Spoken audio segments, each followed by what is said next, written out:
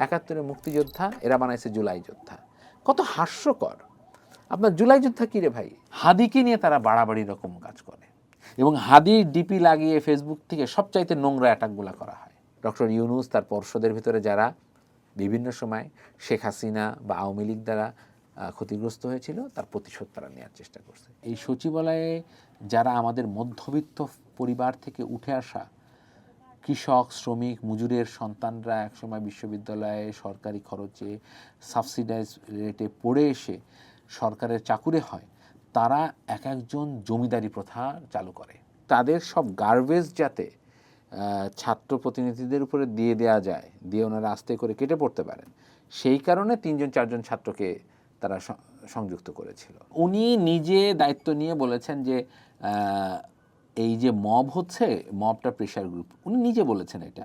জামাতকে উনি যেভাবে ক্ষমতায়িত করেছেন ডক্টর ইউনূসের সরকার, এইটা এই একই কাজ কিন্তু আওয়ামী লীগের জন্য আওয়ামী লীগের যে তৎকালীন সরকার সে করেছিল। তারা গুম কমিশনের পুরা জিনিসটার ভিতরে একটা ফাঁকা রেখে দিছে। তারা গুমটা দেখাইছে, কিন্তু ক্রসফায়ারে যে বিরোধী দলের অন্য নেতারা মারা গেছে সেই জিনিসটাকে তারা এখানে কি কাউন্ট করছে কিনা সেটা ক্লিয়ার করেনি। 5 তারিখের পর একটা সম্ভাবনা এসেছিল আওয়ামী লীগের পরিবর্তন হওয়ার, এবং সেই সম্ভাবনাটা ডক্টর ইউনূস সিস্টেমেটিক্যালি নষ্ট করে দিয়েছেন।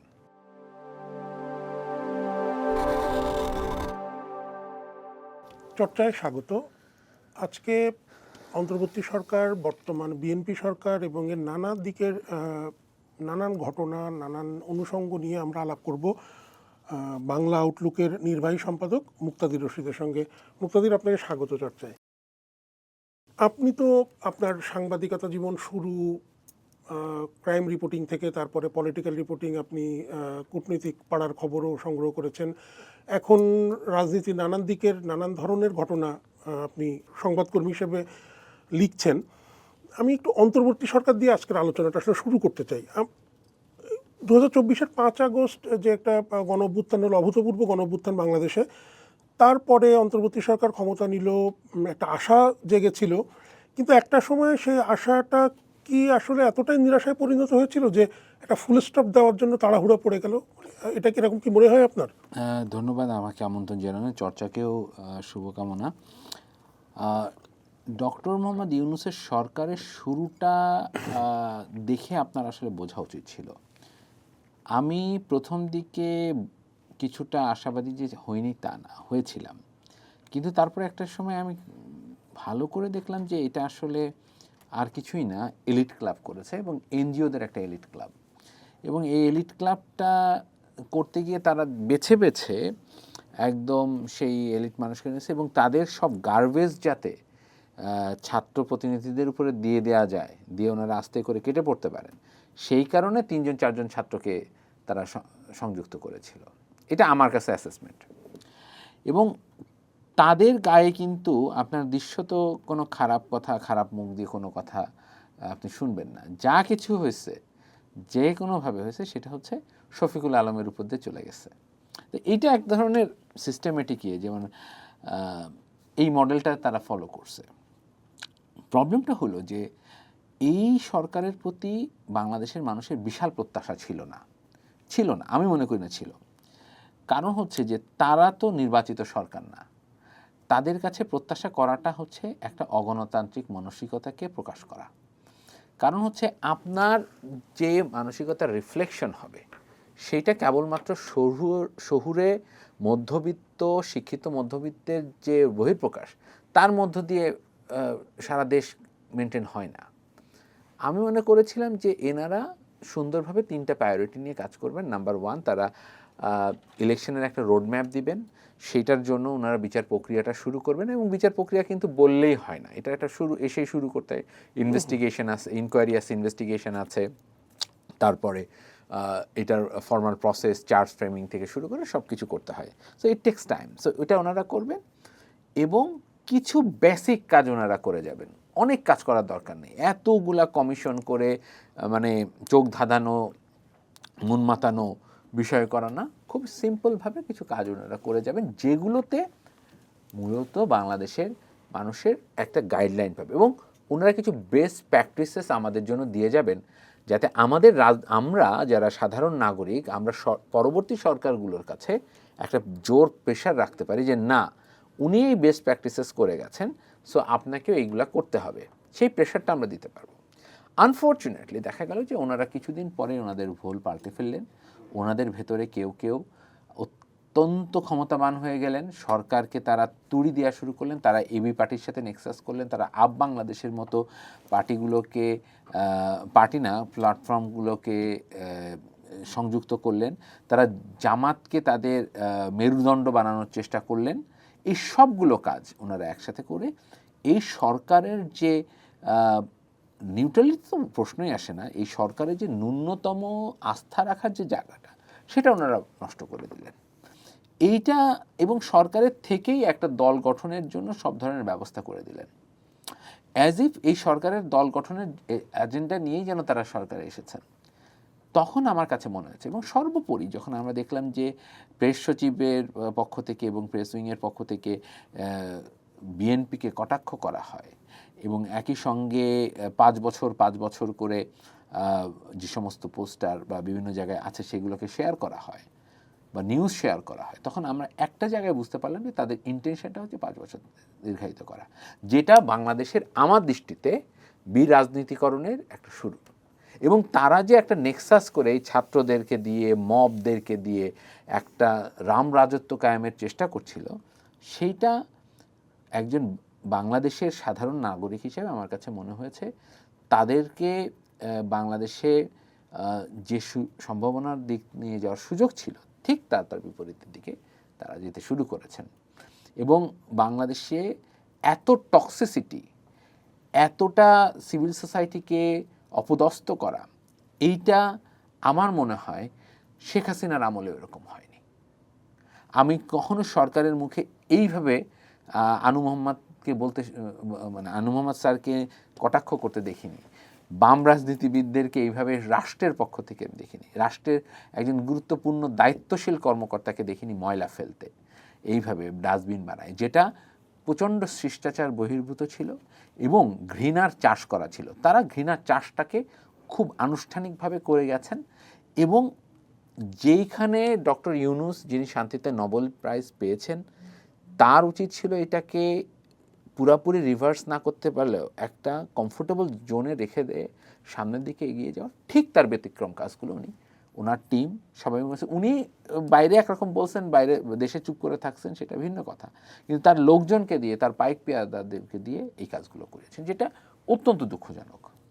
কিন্তু এখানে আপনি প্রেস সচিবের কথা তুলেন, প্রেস সচিব যেগুলো বলেছেন উনি বিভিন্ন সময়ে বিভিন্ন ব্রিফিংয়ে, এগুলো সরকারেরই কথা। মানে আমি যদি ওইটা ধরে নিই যে উনি তো সরকারের মুখপত্র, যদিও প্রেস সচিবের এই ভূমিকা আমরা কখনো আগে দেখিনি, যে প্রেস সচিব প্রধান উপদেষ্টা বা প্রধানমন্ত্রী তার বিষয়গুলো বলার কথা, কিন্তু সামগ্রিক সরকারের মুখপাত্র হিসেবেই এসছে। তাহলে এইটা কি আপনি সরকারকে এই ক্ষেত্রে দায়ী করবেন নাকি ব্যক্তি প্রেস সচিবকে আপনি দায়ী করবেন? দুইজনই।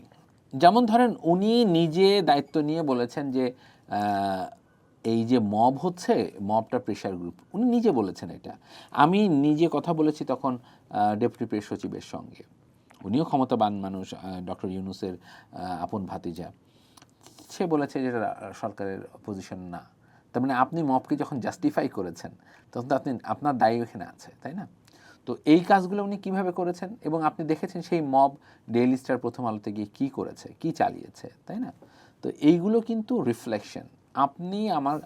আমি একটাভাবে একজনকে দায়মুক্তি দিচ্ছি, কিন্তু যে ঘৃণার চাষ আপনি করছেন এবং একই সঙ্গে ফার রাইটকে চোখ বন্ধ করে এক ধরনের ক্লিন চিট দিয়ে দিচ্ছেন, হ্যাঁ, মানে ভিকটিমহুডের গল্প সাজিয়ে, এই জায়গাটা আমার কাছে মনে হয়েছে যে বাংলাদেশের যে ট্র্যাজেক্টরি, বাংলাদেশের দীর্ঘ বছরের যে সাংস্কৃতিক এবং রাজনৈতিক যে পরিমণ্ডল, সেগুলোকে ব্যাপকভাবে ব্যাহত করেছে। আপনি একজন ভালো ডাক্তারের কাজ হচ্ছে নর্মাল ডেলিভারিকে প্রমোট করা।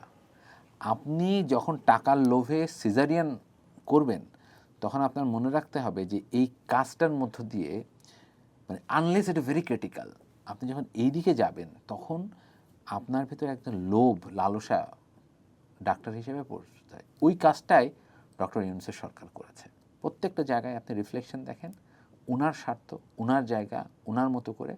তারপরে এসে একটা পর্যায়ে উনি বুঝতে পেরেছেন যে এটা আসলে বাংলাদেশ, এটা এত সহজ গেম না, এবং দেখেছেন যে এই ছাত্রদের যাদের উপরে ভরসা করে উনি দাঁড়াচ্ছিলেন, এবং এই কারণে আপনি দেখবেন যে নেপালে দায়িত্ব নেওয়ার পরেই তৎকালীন সরকার প্রধান বলেছিলেন যে আমরা বাংলাদেশকে হতে দিব না, এবং সুন্দর একটা সুশীলা কার্কি নির্বাচন, বলেছিলেন। সুশীলা কার্কি বলছি।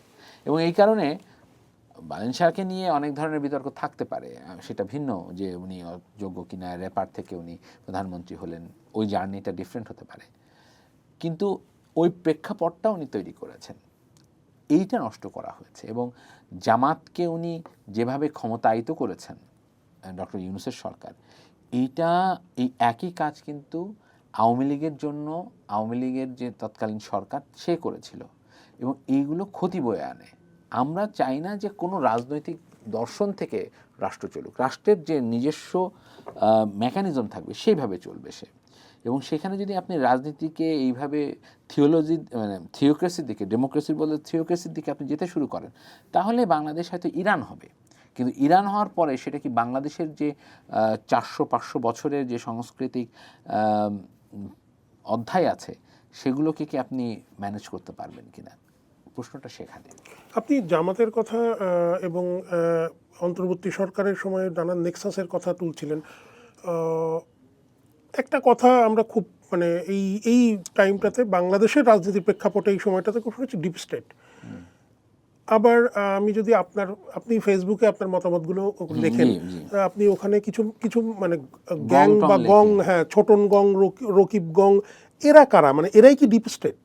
না, আমি এদেরকে ঠিক আসলে ডিপ স্টেট বলি না, এদেরকে আমি বলি যে এরা এরা আসলে কারা একটু যদি এই যে বলতেন। মানে আমরা আসলে হয়েছে কি, আমরা হয়তো খেয়াল করিনি, এই যে ওভার দ্য ইয়ার এই ছোটন গং যাদেরকে আমরা বুঝাই, এরা সরকারের বিভিন্ন জায়গায় এই পুরা সময়ে যে ডক্টর ইউনূস যে যাদের পরামর্শে চলতেন, তাদের একজনকে বলা যায় যে এই যে নুরুল ইসলাম ভূঁইয়া ছোটন, এবং তার সাথে চালাবালা দিয়ে বিশাল একটা, এবং এটা সবাই জানে তাকে।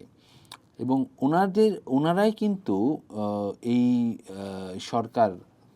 সরকারের থেকে ইলিয়াস না, আমি বলছি যে পিনাকি ভট্টাচার্যকে তারা পেলেছে। তারা তাদের যে বক্তব্যগুলো, সরকারের যে বক্তব্যগুলো তারা সরকার হিসাবে দিতে পারতো না, সেই কথাগুলো, সেই যে ওয়াকারুজ্জামানকে টার্গেট করা, বিএনপিকে ভিলিফাই করা, এই পুরা কাজটাই এদের মাধ্যমে হয়েছে। এবং আর্মির ভেতরে ইয়েদেরকে দিয়ে, এই অবসরপ্রাপ্তদেরকে দিয়ে একটা প্রেশার গ্রুপ ক্রিয়েট করে ওয়াকারুজ্জামানকে কন্টিনিউয়াস প্রেশারের মধ্যে রাখা, এই কাজগুলোই ছোটন গংয়ের কাজ। পাশাপাশি আরও কয়েকটা গং ছিল, তার মধ্যে একটা হচ্ছে আমি বলি খন্দকার ব্রাদার্স। খন্দকার ব্রাদার্সটা হচ্ছে বেসিক্যালি একটা বিশাল গ্রুপ যারা সিক্রেটলি ফার রাইটের অ্যাক্টিভিজম করে বাংলাদেশে, এবং এই কাজটা খুব বুদ্ধিভিত্তিক জায়গা থেকে করে, যে কারণে আপনি ধরতে পারি না। কারণ আমাদের যেইটুকু মস্তিষ্ক কাভার করে, তারা তার উপরে দিয়ে কাজ করে। মানে যে কিছু ফ্রিকোয়েন্সি থাকে না, আপনি হ্যাম রেডিওর মতো জানেন যে একটা ফ্রিকোয়েন্সির উপর দিয়ে তাকে নিতে হয়, অনেকটা সেরকম, যে তারা ঠিক ভীষণভাবে। এবং আপনি বাংলাদেশের কোনো কমিশন, কোনো ওনাদের সময় কোনো মানে সরকারের গুরুত্বপূর্ণ জায়গা, এমন কোনো জায়গায় নেই তাদের লোকজন তারা সেট করে নাই, ঠিক আছে? এমনভাবে সেট করেছে যে তাদেরকে, তাদের ভাষায় মনে হয় যে নিউট্রাল লোকজন, কিন্তু বেসিক্যালি সবই তাদের লোক। মানে খন্দকার ব্রাদার্স বলতে আসলে কারা? মানে খন্দকার ব্রাদার্স বলতে তাদের একটা বড় অংশ basically the murids or followers of Farhad Mazhar, ঠিক আছে? সো আমি তো ফরহাদ মাঝার অনেক কিছু আছে খুবই ফিলসফিক্যাল, খুবই নাইস। তা এখন ওনাকে তো আর আমি ইয়ে করতে পারি না, অসম্মান করতে পারি না, উনি আমাদের সোসাইটিতে উনি একটা ইন্টিগ্রাল পার্ট।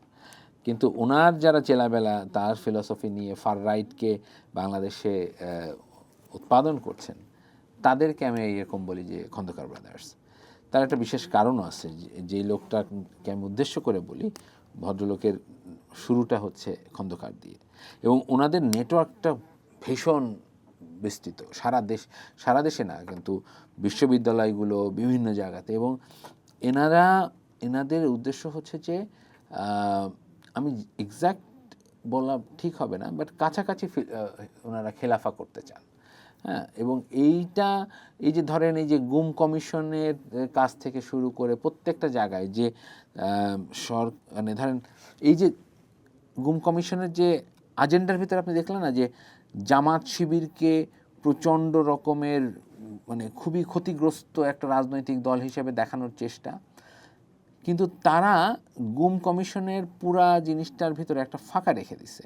তারা গুমটা দেখাইছে, কিন্তু ক্রসফায়ারে যে বিরোধী দলের অন্য নেতারা মারা গেছে সেই জিনিসটাকে তারা এখানে কি কাউন্ট করছে কিনা সেটা ক্লিয়ার করেনি। আরও একটা ইন্টারেস্টিং জিনিস আছে, আপনি ধরতেছে শুধুমাত্র 2009 থেকে, আপনি 2004 থেকে কেন ধরতেছেন না, যখন ক্রসফায়ারের মহা উৎসব ছিল? আপনি 9 থেকে হঠাৎ করে করলেন কিন্তু হাসিনার গভর্নমেন্ট, তাহলে আপনি তো শুরু করছেন, যে গাড়ি চালানো শুরু করলো, যে আপনার হাতে এটা দিল, সেই জায়গাটা কেন যাচ্ছেন না? যাচ্ছেন না এই কারণে, ওইখানে গেলে আপনাদের লোক চলে আসবে, যে লোকগুলোকে নিয়ে এখন আপনারা কাজ করতেছেন সেই লোকগুলো চলে আসবে, ফলে তারা একটা সুবিধাজনক জায়গা থেকে তারা এই কাজটা করছে। এই কাজটা যে নতুন করছে তা না। আপনি যদি 111-এর সময় দেখেন, এরাই কিন্তু একটা সময় 111-কে একমাত্র রাজনৈতিক দল আপনি বলতে পারেন যারা একদম স্ট্রংভাবে ব্যাক করছে, সেটা জামাত। আমরা বুঝতে পারি না আসলে, নিরপেক্ষভাবে তারা থাকে, তো এই জন্য আমাদের মাথায় আসে না। ওরাই চায় যে এমনিভাবে তো তারা আসতে পারবে না, তাহলে এইভাবে যদি আসতে পারি তাহলে আমাদের জন্য সহজ। আর আমি মনে করি যে না, পিপলস উইলটা যদি রিফ্লেক্টেড হয়, ওনারা বেশি সিট পেলে পাক, ওনারা সরকার গঠন করলে করুক, কিন্তু পিপলস ম্যান্ডেট নিয়ে, ব্যাকডোর দিয়ে না। সো তারা এখন সেই ব্যাকডোরটাকে পছন্দ করে ফেলছে, এবং এইটা করতে যাওয়ার জন্য কারা কাজ করে, এই যে আপনি যাদের নাম বললাম, ছোটন গং, তারপরে যে খন্দকার ব্রাদার্স, এবং এরা আপনি যতই ভালো হন, আপনি যতই এই সাবজেক্ট ম্যাটার এক্সপার্ট হন, আপনাকে তারা এখানে নিবে না, কারণ ওদের এলিজিয়েন্স নিলে কেবলমাত্র আপনি এখানে ঢুকতে পারবেন। দিস ইজ দ্য, মানে ওই যে মানে তাদের ভিতরে তাদের যে কোটারি যে ফোরাম, মানে যে আপনি আওয়ামী লীগের সময় আমরা দেখতাম না যে আওয়ামী লীগ হইলে আপনি এই ফ্যাসিলিটিটা পাবেন, তা না হলে আপনাকে আগে বলতে হবে আমি আওয়ামী লীগ করি, জয় বাংলা জয় বঙ্গবন্ধু বললে আপনি এক্সেস পাবেন। এইটা তো মানুষ সবাই পছন্দ করে না। মানুষ মনে করে যে ভাই আমি জয় বাংলাও বলবো, আমি বাংলাদেশ জিন্দাবাদও বলবো, আমার যেটা ভালো মনে হয় আমি সেটা বলবো, কিন্তু আমি বাংলাদেশকে ভালোবাসি। মানে আমাদের দেশের মানুষ কিন্তু মানে ওইটা নিয়ে খুব ম্যাটার করে না যে আপনি আল্লাহকে আল্লাহর নামে ডাকতেছেন নাকি খোদা নামে ডাকতেছেন। মানে আল্লাহর কাছে আপনি বান্দা যেভাবে ডাকবে সেভাবে, সেরকম একটা স্বাধীনতা মানুষের থাকে। সে কাকে পছন্দ করবে, তাকে কাকে কীভাবে লাইক কী নামে ডাকবে। আপনি আপনার বাবাকে আব্বা ডাকতে পারেন, আব্বু ডাকতে পারেন, আপনার বাবাকে বাপও ডাকতে পারেন, there is nothing wrong with it. কিন্তু আমরা এটাও দেখেছি যে আল্লাহকে আল্লাহই ডাকতে হবে, অন্য কোনো মানে খোদা ডাকলে সেটা নাকি বেদাত হয়, এই ধরনের কথাও। এইটাই তো বললাম যে এইটাই হচ্ছে তখন সংকটটা সৃষ্টি করে দেয়। মানে আপনি ওই যে আদব শেখাইতে যে বাবাকে আব্বা ডাকতে হবে, আমি এগুলাতে আমি মনে করি যে এখনকার মানুষজন এগুলা পাত্তাও দেয় না। আচ্ছা, জামাত, আপনি একটা কথা বলেছিলেন একদম শুরুর দিকেই যে জামাতকে অন্তর্বর্তী সরকারের কিছু মানুষ মেরুদণ্ড করেছিল। নির্বাচনের পরে এখন মানে জামাতের কি অবস্থায় দেখছেন? এবং আপনি ব্যাকডোরের একটা কথাও বলছিলেন। জামাতের থাকা পুলিশ অফিসাররা যারা বিভিন্ন সময় আসলে বিএনপির পরিচয় থাকতো, তারা এতটাই ক্ষমতায়িত হয়েছিল, এমনভাবে তাদেরকে বসানো হয়েছিল, তারা কোথায় কে বসবে, কোথায় কে ওসি হবে, কে মানে ওসি না কে এসপি হবে, কোন জায়গায় বসবে, সেই পুরো ডিজাইন তারা করেছিল। এই কথাটা আমি আজকে বলছি না, এটা আমি আগেও বলেছি, ওই তত্ত্বাবধায়ক সরকারের সময় বলেছি। এরা তত্ত্বাবধায়ক সরকারের সময় যে শিবির নেতা এসপি হয়ে আওয়ামী লীগের সময় বিএনপির কর্মীদেরকে হত্যা করার জন্য পুলিশকে আদেশ দিয়েছে এসপি হিসাবে, তাকে তত্ত্বাবধায়ক সরকার এই ইন্টারিম গভর্নমেন্টের সময় সবচাইতে ক্ষমতাবান একটা জায়গায় দিয়ে বসানো হয়েছে। আপনি আবার বলতেছেন ইনসাফ ইনসাফ, আপনি এটা করতে পারেন না। এবং সেই পুলিশ অফিসার, এমন পুলিশ অফিসার যে 5 তারিখের পরে হেডকোয়ার্টারে ঢুকতে সাহস পায় না যে তাকে মারধর করা হবে, তার সাথে আওয়ামী লীগের এমন সখ্যতা ছিল। বেনজিরের সে মানে পারলে বেনজির আহমেদের মানে সে বিশেষ লোক, হঠাৎ করে সে জার্সি টার্সি চেঞ্জ করে তারপরে তার নেতাদের সঙ্গে দেখা টাকা করে এসে সে সবচেয়ে ক্ষমতাবান হয়ে গেল। এটা তো হইল না। তাহলে যে লোকটা এই কাজটা করলো না সে কি ভাববে যে আরে এ শুধুমাত্র পলিটিক্যাল কারণে সেই ফ্যাসিলিটি পাচ্ছে? এটা তাহলে আওয়ামী লীগের সময় তো একই কারণ আছে, যে যে যে পুলিশ কর্মকর্তা প্রফেশনাল না, যার সার্টিফিকেট জাল, সেই পুলিশ কর্মকর্তাগুলা প্রিভিলেজ পেয়ে যেত, আর যারা সত্যিকারের প্রফেশনাল অফিসারগুলো তাদেরকে ডাম করে রাখতো। তাহলে আপনি এসে সেই কাজগুলোই করতেছেন শুধুমাত্র রাজনৈতিক কারণে। শুধু তাই করেনি, তাদের ভিতরে একটা বড় অংশ পুলিশ অফিসার একসঙ্গে হয়ে তখন তারা যোগাযোগ করা শুরু করলো যে আমরা ক্ষমতায় থাকবো, সরকার দীর্ঘমেয়াদে ক্ষমতায় থাকবো, এই সরকারকে আমাদের উঠাই নিতে হবে। এই কাজ তো আপনার না। Let the politician deal with all this thing. আপনি রাজনীতিবিদদেরকে যতটা ক্রিমিনালাইজ করছেন এই সুশীল হয়ে, আপনাদেরকে তো এক্সপোজ হয়ে গেলেন আপনারা এবার, যে আপনারা সুশীলতা দেখে যেটা দেখান সেটা চেয়েও আপনারা ক্ষমতায় বেশি লোভী। আমি তো দেখি যে রাজনীতিবিদরা যদি ওই খারাপ হয় তাহলে আপনারা কম খারাপ না। আমি মনে করি যে এই জায়গা থেকে এসে উচিত ছিল বাংলাদেশের মানুষের যে রাজনৈতিক যে চর্চাটা তার একটা পরিচ্ছন্ন শুরুটা করা। সেই সুযোগটা বাংলাদেশের মানুষ তৎকালীন অন্তর্বর্তীকালীন সরকারকে দিয়েছিল। আপনি বাংলাদেশের কোথাও দেখবেন না, আমি অন্তত কোথাও খুঁজে পাইনি, সংবিধান ছুঁড়ে ফেলতে হবে, এই করতে হবে, এই ধরনের দেয়ালিকা কোথাও আছে। তারা কি সুন্দর সুন্দর দেয়ালিকা করছে, এই গ্রাফিটি করছে, যে সাম্প্রদায়িক সম্প্রীতি, কিভাবে তারা সুন্দর বাংলাদেশ চায়, বাংলাদেশটাকে তারা কেমন দেখতে চায়, কত কালারফুল দেখতে চায়, হ্যাঁ, জুলাইয়ের প্রত্যেকটা মানুষের প্রতি তাদের কি পরিমাণ শ্রদ্ধা, এইগুলো তারা দেখাইছে। আর এসে আজেন্ডাবাজরা তাদের নিজেদের এজেন্ডাগুলোকে ফুলফিল করার জন্য যেখানে যেখানে যার যার মনে যা ইচ্ছা হয়েছে তারা ছেলে খেলা শুরু করছে। কিন্তু এইখানে আমি একটু এনসিপির কথাটাও আনতে চাই। এনসিপি তো কিছুটা মানুষের মধ্যে আশাও তৈরি করেছিল, তরুণদের দল, নতুন কথা তারা বলতে শুরু করেছিল। কিন্তু এই যে সংবিধান ছুঁড়ে ফেলার কথাগুলো তো এনসিপির মুখ থেকেও আসলো, এবং আমরা দেখলাম যে জামাতের সঙ্গে তাদের নির্বাচনী জোট হয়েছে। এই যে একটা নেক্সাসের কথা আপনি ঘুরে ফিরে বলছেন, এনসিপি কি আসলে এই অবস্থা থেকে বেরোতে পারবে, নাকি এনসিপিকে এখানে ঢোকানো হয়েছে? এনসিপির ব্যাপারটা হচ্ছে কি, এনসিপির মেন উদ্দেশ্য খারাপ ছিল না, কিন্তু লোভে পড়লে সবাই নষ্ট হয়ে যায়। তো এদের ক্ষেত্রে হয়েছে তাই, মানে তাদের সবার সাথে আমি খুব শুরু থেকে এই ধরেন নাহিদ বলেন, হাসনাত বলেন, আরিফ বলেন, অনেককে আমি দেখছি তারা সত্যি মানে তাদের দেশের প্রতি মানুষের প্রতি কমিটমেন্টে আমার কাছে প্রথমে কোনো ঘাটতি মনে হয়নি।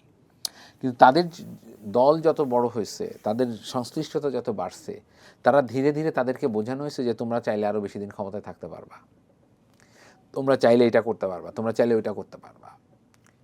এবং ওদেরকে একরকম আমি দেখছি যারা সরকারে তখন ছিল, আমি দায়িত্ব নিয়ে বলতেছি, সরকারে ছিল এমন লোককে আমি দেখেছি এই তরুণ যে উপদেষ্টা আছে তাদেরকে কনভিন্স করতে যেন তারা লিঙ্গার করে। আমি মনে করেছিলাম যে তারা এটাকে সুন্দর, ওরাই বরঞ্চ আমাকে নাহিদ নিজে বলছে আমার এই সেট আপ ভালো লাগে না, এই যে এরকম ফর্মালভাবে প্রোগ্রামে যেতে হবে এগুলো আমার ভালো লাগে না, আমি ক্যাজুয়ালি থাকবো, মানুষের সাথে মিশবো। আমি খুবই আশাবাদী হয়েছি। কিন্তু তাদের ভিতরে একটা সেকশন কি হয়ে গেল, ভয়ঙ্কর লোভী হয়ে গেল, টাকা বানানোর হিউজ অভিযোগ আসা শুরু করলো। হ্যাঁ, এটা সত্যি যে দল চালানোর জন্য দল গঠন করলে চাঁদা লাগে, এটা সব দলের লাগে। কেউ এটাকে আরবি ভাষায় ইয়ানত বলে, কেউ এটাকে ডোনেশন বলে, কেউ, বাট টাকা লাগে। টাকা না হলে আপনার পেছনে কেউ থাকবে না, আপনাকে এই প্রতিষ্ঠান টাকা না দিলে আপনি দীর্ঘদিন থাকতে পারবেন না, টাকা লাগে। কিন্তু সেটা কতটা সুষ্ঠুভাবে হয়, কতটা ট্রান্সপারেন্ট ম্যানারে হয় সেটা প্রয়োজন।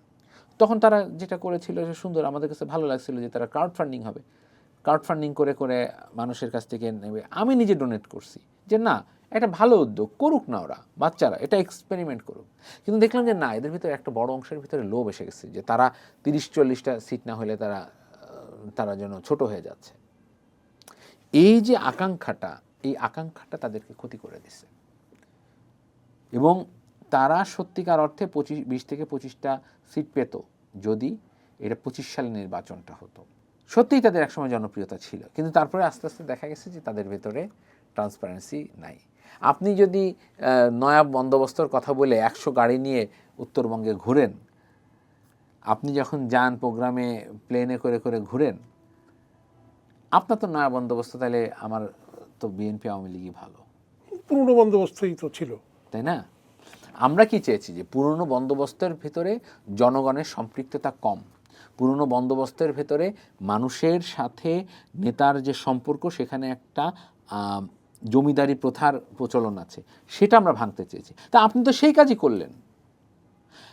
আপনি মনে করে দেখেন 5 আগস্টের পরবর্তী প্রায় 2, 3, 4 মাস পর্যন্ত এসব ছাত্র নেতাদের একটা ফোন আমরা যখন ইন্টারভিউর জন্য পাইছি, তারা এমন ব্যবহার করছে, কেউ কেউ আপনার মনে হয়েছে যে এত বেগ পেতে হাসিনার মন্ত্রীদের ক্ষেত্রে করা লাগে নাই, এতটা দাপটে তারা হয়ে গেছে, এতটা দম্ভ অহংকারের মধ্যে চলে গেছে। এখন তারা এসে সালাম দিলেও সালামের উত্তর দিতে মন চায় না। এইগুলো তাদের ভিতরে তারা বুঝে নেয়। এখন সমস্যাটা কি জানেন, এগুলোতে মেন্টরশিপ দেওয়া লাগে। তাদেরকে যারা বলছে যে তুমি এটা করো ওইটা করো, এটা হয়ে যাবে, এটা হইছে, কিন্তু যে জিনিসটা দরকার ছিল যে তুমি যদি এটা হও, তুমি তখন কিভাবে সিম্পল হবা, এই সিম্পলসিটিটা তাদের ভিতরে অনেকের ভিতরে ছিল না। এটা ক্ষতি করে হয়ে গেছে, অনেক ক্ষতি হয়ে গেছে। এই ক্ষতি কি পোষাতে পারবে এখন জামাতের সঙ্গে থেকে? জামাতের সঙ্গে থেকে পারবে না। জামাতের সঙ্গে থেকে তারা হয়তো হালুয়া রুটিটা একটু বেশি কম খেতে পারবে, কারণ বাংলাদেশের মানুষ একটা জায়গায় না, আপনি যত যেভাবেই বলেন সেটা অ্যান্সার তারা দিয়েছে। আপনি 71কে অস্বীকার করে হয়তো 500 মানুষকে পাবেন যে বাংলাদেশে 5 লাখ লোক পাবেন 71কে যারা অস্বীকার করে, ধর্মের নামে তারা ধর্ম ভাগ মনে করে। যে বয়ানটা পাকিস্তানের বয়ান, যে বয়ানটা ভারতের বয়ান, ভারতও মনে করে এটা পাক ভারত যুদ্ধ, পাকিস্তানও মনে করে এটা পাক ভারত যুদ্ধ। ভারতও মনে করে সেদিন 71-এ শুধুমাত্র হিন্দুদেরকে নিধন করা হয়েছে, আবার পাকিস্তান মনে করে যে শুধুমাত্র মুসলমানদেরকে বিভক্ত করার জন্য করছে। তার মানে এটা ধর্মের বয়ান। আর আমি বলতে চাচ্ছি এটা শোষণের বয়ান ছিল। বাংলাদেশের এই ভূখণ্ডের মানুষ যে স্বাধীনতা নিয়ে বাঁচতে চেয়েছে, বারো আউলিয়াদের যে ভূখণ্ড যারা স্বাধীনভাবে বাঁচার চেষ্টা করেছে, যেখানে পাহাড়পুর বৌদ্ধবিহার হয়েছে, সেই ভূখণ্ডের মানুষগুলো স্বাভাবিকভাবে যে স্বাধীনতা নিয়ে, স্বাধীন চিন্তা নিয়ে শতাব্দীর পর শতাব্দী টিকে আছে, তাদের স্বাধীনতার সার্বভৌমত্ব তারা 71-এ ফেরত পেয়েছে। সেইটাকে বারবার ভুলণ্ঠিত হয়েছে, বারবারই আমরা সেটাকে আবার অ্যাচিভ করে লাইনে আনার চেষ্টা করি। সেটা হয় আপনার বাচ্চা আমার বাচ্চা যখন ডিরেল হয়ে যায়, তাকে একটু বকা দিয়ে হলেও আবার ভালো করার চেষ্টা করি, যে না আচ্ছা ওই টিচারের পারে না, এই টিচারের কাছে দিয়ে পড়ে। তো সেটাই আমরা করেছি। কিন্তু এইটার মানে এই না যে আপনি এটাকে সিস্টেমটাকে বদলাই দিতে যে আপনি সব ভাঙচুর করে ফেলে আপনি 71 এবং 24কে একটা জায়গায় আনার, এটা সম্ভবই না। কিভাবে সম্ভব? আপনি এটা করে কি করছেন? আপনি আপনার এই যে আমাকে এখনো প্রশ্ন করছে, আমি সবসময় বলি যে দেখেন, আমার মায়ের সাথে, মার জন্মদাত্রী মা যে রিলেশন আর আমার ওয়াইফের সাথে, দুজনই নারী, দুজনের রিলেশন দুটো মেটাফরিক্যালি আপনি কোনোভাবে মিলাইতে পারবেন না, দুটো আলাদা সম্পর্ক। 24টা অনেকটা সেরকম।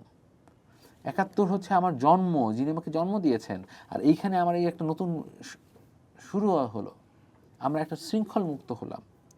তো এইটার সাথে মিলাতে যে তারা যেটা করেছে যে সব কিছু, যেমন 71-এর মুক্তিযোদ্ধা এরা বানাইছে জুলাই যোদ্ধা, কত হাস্যকর। আপনার জুলাই যোদ্ধা কী রে ভাই? আপনি বলতে পারতেন যে ভাই জুলাই এই গণ অভ্যুত্থানে আন্দোলনকারী বা গণ অভ্যুত্থানের অংশগ্রহণকারী, আপনি মানে একেবারে মিলাই দেন। এটা কেন করছে জানেন? এগুলো করছে জামাত। আমার ধারণা জামাতের তো আসলে 71-এর লিগাসিটা খুব মানে it's a big baggage for them. তো এই ব্যাগেজ তো ওরা ক্যারি করতে পারতেছে না, ওরা তো মানে শুরু করতে চায়। এবং দেখবেন খুব চমৎকার একটা ছবি নির্বাচনের আগে তাদের যারা বট বাহিনী আছে তারা এটা সার্কুলার করলো। একজন প্রধানমন্ত্রী বসে আছেন, যেটা শফিকুর রহমানের ইমেজ দেয়া আছে, আর পেছনে 3 জন ব্যক্তি, হাদির ছবি দিছে, আবরার ফাহাদের ছবি দিছে এবং আবু সাইদের ছবি দিছে, এবং জামাত তাদের 3 জনকে জামাত বানাই দিল, অ্যাজ ইফ এই 3টা। আমরা তো বলতেছি যে ভাই আমি এই 3 জন কেন, এরকম তো বহু মানুষ আছে যারা শহীদ হয়েছে, খালি আপনি এই 3 জনকে কোন ক্যাটাগরিতে সিলেক্ট করতেছেন? কিসের ভিত্তিতে সিলেক্ট করতেছেন? তাদের কন্ট্রিবিউশনের জন্য? I respect. তাহলে আপনি ইলিয়াস আলী যে গুম হলো, সেই বিশ্বজিৎ যে তাদেরকে প্রকাশ্যে খুন হলো, সে তারা শুধু ধর্মের কারণে এবং রাজনৈতিক কারণে তারা বাদ হয়ে যাবে? তার মানে আপনি মনে করছেন যে এই মানুষগুলো দিয়ে ইতিহাসটা শুরু হলো। এবং দেখবেন ওনারা খুব যে কাজটা করতে চাইছে যে ৭১কে মুছে ফেলার জন্য, ৭১-এর ইতিহাসটাকে আপনার কাছ থেকে ভ্যানিশ করার জন্য ২৪ বলে যে ২৪ থেকেই সব শুরু। What the hell you are talking? ২৪ থেকে শুরু মানে এই ১৭ বছর যে মানুষগুলো ক্রসফায়ারে মারা গেছে, যে মানুষগুলো গুমের শিকার হয়েছে, আপনি তাদেরকে একদিনেই ৩৬ দিনের ভিতরে নাই করে দিবেন? পরবর্তী যদি কেউ এসে বলে যে আমি তোমার এই ২৪ এই জুলাই আমি মানি না, আপনি তারা মেরে ফেলবেন? এটা হয় না। এক একটা জিনিসের, এক একটা এপিসোডের, এক একটা ঘটনার এক এক ধরনের স্পিরিট থাকে। ৪৭-এর একটা ছিল না? ৪৭-এ কত মানুষ এক পাশে জমিদার ছিল, আর এক পাশে এসে ভিখারি হয়ে গেছে। তো ৪৭টা একটা বড় ইভেন্ট এই সাউথ এশিয়াতে। তাহলে আপনি একটা ইভেন্টকে নাই করে দিবেন। তো ওরা কেন করে? ওরা করে এই কারণে যে ওদের তো আসলে কিছু নাই বলার মতো, রাজনীতিতে বয়ানের জন্য তো তাদের কিছু নাই, এবং সেটা সার্বজনীন তারা করতে পারে না। এই জন্য দেখবেন হাদিকে নিয়ে তারা বাড়াবাড়ি রকম কাজ করে, এবং হাদির ডিপি লাগিয়ে ফেসবুক থেকে সবচাইতে নোংরা অ্যাটাকগুলো করা হয়। কারণ তাদের তো ওই রকম কোনো ইন্ডিভিজুয়াল নাই যাকে আপনি সার্বজনীনভাবে করতে পারছেন, সার্বজনীন একটা ক্যারেক্টার বানাতে পারছেন যে সবাই রেসপেক্ট করবে। হাদির জন্য আপনি গিয়েছেন, কিন্তু হাদি কোন রাজনৈতিক মতাদর্শের জন্য গেছে সেটা না, যে একটা মানুষকে প্রকাশ্যে দিবালোকে গুলি করে হত্যা করা হচ্ছে, যেটা আমি মেনে নিতে পারিনি। এটা ইনসাফের জায়গা থেকে, ন্যায় বিচারের জায়গা থেকে আমরা করেছি। এইটাকে যদি আপনি পলিটিক্যাল জায়গায় নিয়ে চলে যান, তাহলে তো আমার সাথে আপনি বেইমানি করছেন। এবং তারা কি করলো? হাদিকে একটা মানে নতুন করে কাল তৈরি করার চেষ্টা করলো। কারণ এইটার কারণটা কি? ব্যাকগ্রাউন্ডটা হচ্ছে যে আওয়ামী লীগের যেহেতু একটা মুজিব নামক ক্যারেক্টার আছে, যার সাথে এক্সট্রা জুডিশিয়ালি যাকে হত্যা করা হয়েছে, নৃশংসভাবে বর্বরভাবে হত্যা করা হয়েছে তৎকালীন প্রশাসনের এক ধরনের প্রচ্ছন্ন সহযোগিতায়। তো তারা কি করেছে? তাহলে ওই রকম একটা ক্যারেক্টার বানাইতে হবে যে আমি যার প্রতি সবাই সিম্প্যাথেটিক হয়। যে জিয়াউর রহমানকে হত্যা করা হয়েছে, উনি শহীদ হয়েছেন, শাহাদত বরণ করার পরে একটা বিশাল সংখ্যক মানুষ তার প্রতি সিম্প্যাথেটিক হয়েছে। তো এইগুলাকে দিয়ে ওরা মনে করছে যে তাহলে ইউনিও তো গুলি খাইছে, তাহলে আমি এইটারেও ওরকম একটা জায়গায় নিয়ে আসি, ওনাদেরকে আমরা ডিসমিস করে দেব। এই ডিসমিসের রাজনীতিটা খুব নোংরা। আপনি কেউ দেখবেন যে গত ১৫ বছরে জিয়াউর রহমানকে এতটা অপমান করছে, এতটা নোংরাভাবে আক্রমণ করছে, খালেদা জিয়াকে এতটা নোংরাভাবে করেছে যে মানুষ বিষাক্ত হয়ে গেছিল। সেই একই কাজগুলো এরা এসে আবার শুরু করলো। ভাই, আপনি ইতিহাসের পার্ট শেখ মুজিবুর রহমান, বাংলাদেশের স্বাধীনতার সংগ্রামে যে মানুষটা ভূমিকা রেখেছে, আপনি সেই ভূমিকাটা নিয়ে বলেন। উনি ট্র্যাজিক হিরো, সেটাও আপনি বলেন যে না, উনি রাষ্ট্রপতি হিসেবে ভালো হয়তো করেন নাই করতে পারে। আমি সাংবাদিক হিসেবে যতটা ভালো, আমি হয়তো পাবলিক রিলেশনে এত ভালো নাও হতে পারি। দ্যাট ডাজন্ট মিন যে আমি সাংবাদিক হিসেবে খারাপ ছিলাম। জিয়াউর রহমান তার মতো করে করার চেষ্টা করেছেন, আপনি তার সম্মানটুকু দেন। তাকে আপনি একেবারে নালিফাই করে দিচ্ছেন, তাকে আপনি কোনো রকম রাষ্ট্র ব্যবস্থায় কোনো জায়গায় সম্মানই দিবেন না। উনি তো সম্মান হওয়ার মতো জায়গা, যুদ্ধ করেছেন, দেশ স্বাধীনে কমান্ডার ছিলেন, ভূমিকা রাখছেন, তার ওয়াইফ দেশের জন্য কাজ করেছেন, তার ছেলে এখন কাজ করছেন। আপনি এইভাবে করাটা আমাদের সোসাইটিতে পারস্পরিক রেসপেক্ট নষ্ট করে দেয়। এইটা করে কোনোদিন কোনো সোসাইটি আগায় না। আপনি দেখবেন যদি আপনি ইউরোপে কখনো হাঁটতে যান, আপনি ধাক্কা খাবেন না। একটা মানুষ, আপনি যদি খুব দ্রুত থাকে, তা একজন ভদ্রলোক আপনাকে সাইড দিয়ে দিবে যাতে আপনি দ্রুত চলে যেতে পারেন। আমাদের দেশে হয় যে আগে ধাক্কা দেখে, ও জোরে যাইতেছে, ওর মনে হয় কোনো কাজ আছে, ওর কাজটা বাধা দিয়ে দিই, হুইচ ইজ আওয়ার সাইকোলজি। এই কাজগুলো দিয়ে আমার মনে হয় না যে একটা দেশ এগিয়ে যেতে পারে।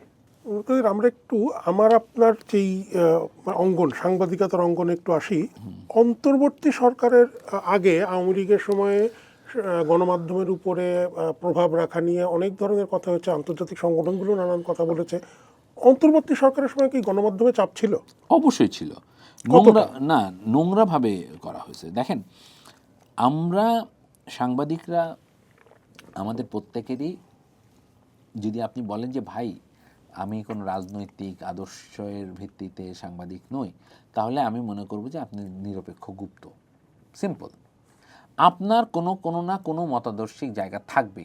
আপনি লেফট হন, রাইট হন, ফার রাইট হন, ফার লেফট হন, এক্সট্রিম লেফট হন, সেন্ট্রিস্ট হন, ন্যাশনালিস্ট হন, লিবারেল ডেমোক্রেট হন, আপনার একটা আইডিওলজি থাকবে। ফার্স্ট অফ অল এইটা আমি কখনো অন্যায়ভাবে দেখি না, কারণ একটা সাংবাদিকতাটাকে আমি দেখি এটা it's a part of political activism. আপনি যে আদর্শিক আইডিয়া বা আপনি যে আইডিয়াটাকে ধারণ করেন, সেই আইডিয়াটাকেই আপনি আপনার বয়ান দিয়ে, মানুষের বক্তব্য দিয়ে সেটাকে প্রতিষ্ঠা করেন। সিম্পল। এই কারণে দেখবেন যে ফক্স নিউজের মতো করে বলে, সিএনএনের মতো করে, আল জাজিরার মতো করে করে। তার মানে একই ঘটনা সে তিন রকম বলতেছে। কেউ বলতেছে এমবেডেড জার্নালিস্ট, কেউ বলতেছে যে না তারা হচ্ছে ওদের সহযোগী সাংবাদিক। তাহলে আমি মোটা দাগে কি বুঝি যে এটা একটা পলিটিক্যাল আইডিওলজি। যে ধরেন আমার কাছে আপনি দেখবেন আমার ফেসবুকে যান এখনও আছে, যখন সংগ্রামের এডিটরকে মেরে নৃশংসভাবে আক্রমণ করে সংগ্রাম পত্রিকার ভেতরে তথাকথিত মুক্তিযুদ্ধ মঞ্চের সৈনিকরা গিয়ে তাকে বের করে নিয়ে এসে পুলিশ হেফাজতে দিল, I am one of the few journalist who protested against this, because আমি মনে করি এটা তার এডিটোরিয়াল স্বাধীনতা, আপনি এটা নষ্ট করতেছেন, এটা আপনার কাজ না। আপনার যদি ক্ষমতা থাকে, রাষ্ট্র যদি মনে করে যে এটা অন্যায় হয়েছে, তার সুন্দর মেকানিজম আছে, সে তার পত্রিকাকে বন্ধ করে দিক, হুইচ ইজ ডিফারেন্ট। বাট আপনি পারেন না এই কাজটা করতে। একইভাবে মাহমুদুর রহমানকে যখন উনি হাজিরা দিতে গেছেন, আইনের প্রতি শ্রদ্ধাশীল হয়ে গেছেন, আমি নিজে রিপোর্ট করেছি যে ওনাকে মেরে কিভাবে ওনার মাথা দিয়ে রক্তাক্ত করেছে। আপনি কি করলেন? আমরা তো ওরকম চাইনি যে আপনারা ওই একই কাজ করবেন। আমি দেখেছি অনেক সাংবাদিক ঢাকা শহরে এখনও মুখ ফুটায় বড় বড় কথা কয়, এবং তাদের অধিকাংশই দক্ষিণপন্থী পত্রিকার সাথে সম্পৃক্ত বা কাজের সাথে সম্পৃক্ত। তারা নির্লজ্জভাবে ডেইলি স্টার, প্রথম আলোর উপরে আক্রমণকে জাস্টিফাই করার চেষ্টা করেছে, বলছে না এটা ঠিক আছে, তারা ভুল করছে, তারা করতে পারে। এই দায়িত্ব আপনার না, আপনি করতে পারেন না, এটা তার এডিটোরিয়াল। আপনি যদি পারেন, আপনি সত্যিকার অর্থে এমন সিস্টেম করেন যাতে করে ওই ন্যারেটিভ না নিয়ে আপনার ন্যারেটিভটা নেয়। আপনার সংগ্রাম তো 5 কপিও চলে না, তাহলে প্রথম আলো কেন 1,00,000 কপি চলে? আপনি সেটা খুঁজে বের করেন। আপনি লাস্ট কখন দিনকাল রাস্তায় দেখছেন আপনার মনে পড়ে? জনকণ্ঠ পড়ছেন কখনো?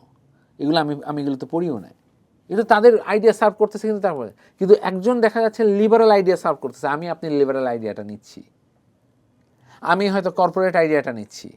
এই যে টিবিএস সব কর্পোরেট আইডিয়া দিয়ে ভরা, আমি মনে করতেছি কর্পোরেট এবং বলতে পারেন যে একেবারে ক্যাপিটালিস্ট আইডিয়া, হ্যাঁ, এগুলো আমি বাই করতেছি। তো এই যে আইডিয়াগুলো আপনি বাই করতেছি, এইখানে যখন আপনি এসে বলবেন যে আপনি আওয়ামী লীগের সাংবাদিক, আওয়ামী লীগের সময় আপনি প্রিভিলেজ পাইছেন, এই কারণে আপনাকে আমি আটকায় রাখতেছি, বা আপনাকে আমি বিচার করতেছি, বা আপনাকে আমি বিপদগ্রস্ত করতেছি, ইটসেলফ এটা একটা অন্যায়। আপনি যদি তাকে, আমার স্বাধীনতা আপনি নষ্ট করতেছেন। এরকম করে আগামীতে যারা বিএনপির কাছাকাছি মানুষজন আছে, তাকে আপনি সবাইকে প্রসিকিউট করতে পারবেন, এবং দেখা যাবে তাদেরকে বলতেছে যে প্রোপাগান্ডা করছে, যেন ফাঁসিও দিয়ে দিচ্ছে নতুন আইন করে। এটা তো জাস্টিফাই হলো না। এই কাজটা ওনারা করছেন। কীভাবে শুরু করছেন? ওনারা শুরুই করছেন অ্যাক্রেডিটেশন সব বাদ দিয়ে দিলে। ওনারা কিভাবে নির্লজ্জভাবে সাংবাদিকদের ব্যাংক অ্যাকাউন্টে কিভাবে কত টাকা হয়েছে সেইগুলা দিয়ে বিএফআইতে কার কার নাম গেছে সেই নামগুলো পাবলিক চোথা সাপ্লাই দিয়ে সাংবাদিকদেরকে রিপোর্ট করাইছে। আপনি একটি পত্রিকায় দীর্ঘদিন চাকরি করেছেন, একটি ব্যাংক অ্যাকাউন্টে আপনার বেতন প্রতি মাসে ঢুকেছে এবং সেই বেতনটা গ্র্যাজুয়ালি আপনার বেড়েওছে। এইটা থেকে যদি আমি বিশ্লেষণ করি যে 10 বছরে এত টাকার লেনদেন, সে টাকাটা কমও না, কারণ অনেকে সাংবাদিকদের বেতন সম্পর্কে ধারণাও নেই যারা ভালো হাউজে কাজ করে। আমি তো আপনাকে বলতে পারি না যে আপনি দুর্নীতি করেছেন, কারণ ওটা তো আমার ব্যাংকিং চ্যানেলে ঢুকেছে। আমার প্রশ্ন হচ্ছে যে আমার অ্যাকাউন্ট দিয়ে যদি 500 কোটি টাকাও ঢুকে, আপনার দায়িত্ব হচ্ছে, প্রথম কথা, আপনার প্রথম দায়িত্বটা হচ্ছে যে এই যে টাকাটা ঢুকলো, এটা কি বৈধ বা অবৈধভাবে হয়েছে কিনা, আপনি কি জ্ঞাত আয় বহির্ভূত সম্পদের মালিক কিনা, এটা হচ্ছে দুদকের কাজ। এটা বিএফআই দেখবে। আমার কিভাবে ঢুকছে বা কিভাবে বের হয়েছে এইটার জন্য আপনি সামাজিকভাবে আমাকে অপদস্থ করবেন, এটা আপনার কাজ না। এবং এই চোথাগুলো সাপ্লাই করছে এবং স্বনামধন্য পত্রিকারা সেগুলো প্রকাশ করছে। তাহলে ডিজিএফআই যে চোথাগুলো সাপ্লাই করতো 111-এ এবং সেইগুলো যে বিভিন্ন পত্রপত্রিকায় ছাপা হতো, যার জন্য আপনারা সাংবাদিকরা বিভিন্ন সময় গালাগালি করছেন, অনুতপ্ত হয়েছেন, তো আপনি সেই কাজই করছেন। আমি বলার চেষ্টা করেছিলাম, আমি নাহিদের সাথে ওই সময় কথা বলছি, তথ্য উপদেষ্টার সাথে। আমি বললাম, ভাই আপনারা এটা কী করতেছেন? সেই একই কাজ। উনি বলে যে ভাই আমি এটা জানি না, এটা কেন এরকম হচ্ছে। খুবই দুঃখজনকভাবে এটা করছে। এবং আমি দেখলাম যে যখন এটা কোনোভাবেই হচ্ছে না, তখন আমি আমার বিদেশি বন্ধুদের সাথে RSF, CPJ এদেরকে বললাম যে দেখো, বাংলাদেশে এইভাবে করে সাংবাদিকদেরকে কাজে ব্যাহত করা হচ্ছে। এখন কি অবস্থার কোনো পরিবর্তন হয়েছে? আমি আশাবাদী, আসলে আশাবাদী এই কারণে যে এখন অন্তত ওইভাবে সাংবাদিকদেরকে হ্যারাসমেন্ট হতে দেখা যাচ্ছে না মোটা দাগে। যে না, রোমিও আওয়ামী লীগের নিউজ করেছে, প্রেস কনফারেন্স করেছে, এই কারণে তাকে আমি কোনোভাবেই ঢুকতে দিব না, কাছে আসতে দিব না। আমি নিজে দেখেছি যে এপির ব্যুরো চিফ প্রধানমন্ত্রী হওয়ার আগে বিএনপির যে অনুষ্ঠান হয়েছে, মানে প্রেস কনফারেন্স হয়েছে তারেক রহমান, সেখানে উনি আছেন। তো এইটা দিয়ে তো বোঝা যায় যে আগের সরকারের সময় যে মানুষকে হেনস্থা করা হয়েছে, এই সরকার তাকে ওইভাবে হেনস্থা দিয়ে শুরু করে নাই। এরপরে কি করবে আমি সেটা জানি না। কিন্তু এই জিনিসটা, এই যে একচোখা দৃষ্টি মিডিয়ার প্রতি, এইটা আমি মনে করি যে মানুষকে আরও টক্সিক করেছে। এটা আমি অন্তত চাইনি।